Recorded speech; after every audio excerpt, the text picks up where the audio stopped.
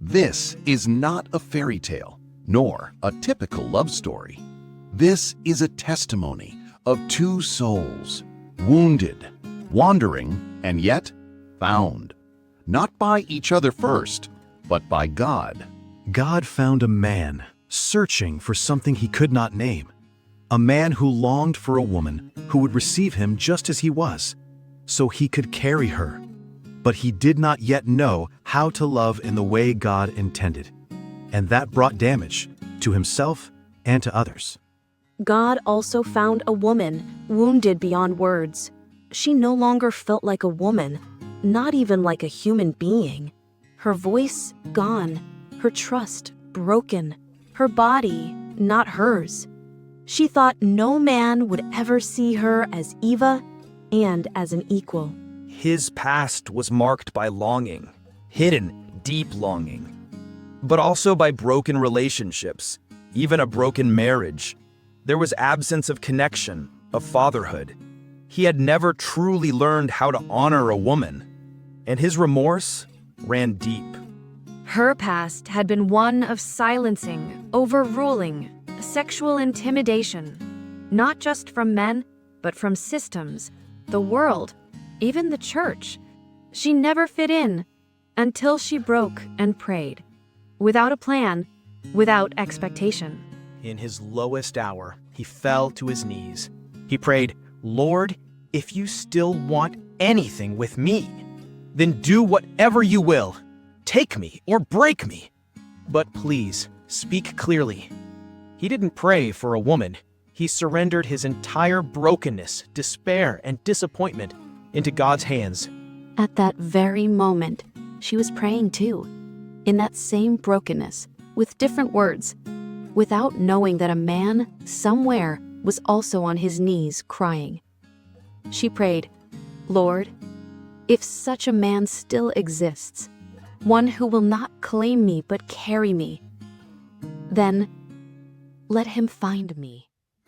2 weeks later, he called the municipality to renew a passport, and he heard a voice and a name, Eva, soft, steady.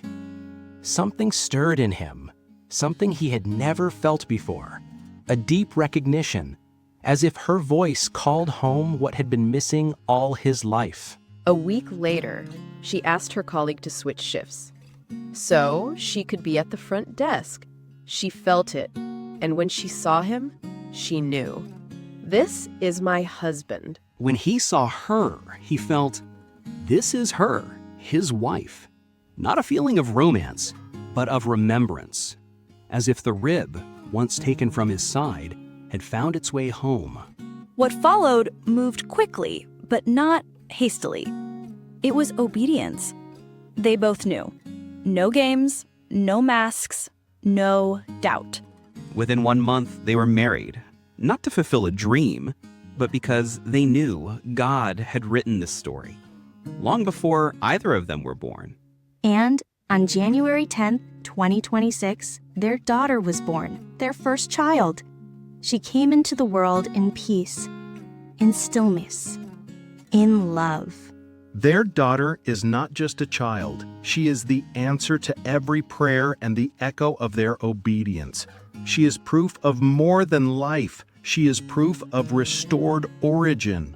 Because what they now live is not a story imagined. It is a life rediscovered. One of union, one of trust, one of love returned, in flesh and in spirit. He sees her as the woman from his side, his helper as his counterpart, not above him, not below him, but beside him, and his mirror.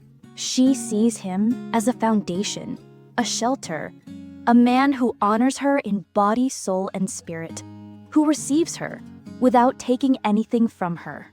They are not an example. They are a testimony of what God still can do when everything is broken, when everything is surrendered, when all seems lost. And so they say, it's never too late. Not for love, not for healing, not for family, not for a new beginning. On the day their daughter was born, their YouTube channel also came alive. 2 births, 2 voices, one cried, the other spoke. And they were silent in reverence, because they knew this was not their doing. This was his answer. They are Keith and Eva. He is her man. She is his wife. Together they are father and mother. This is their testimony. A story of 2 lives returned, a story of one love restored, a beginning for something greater.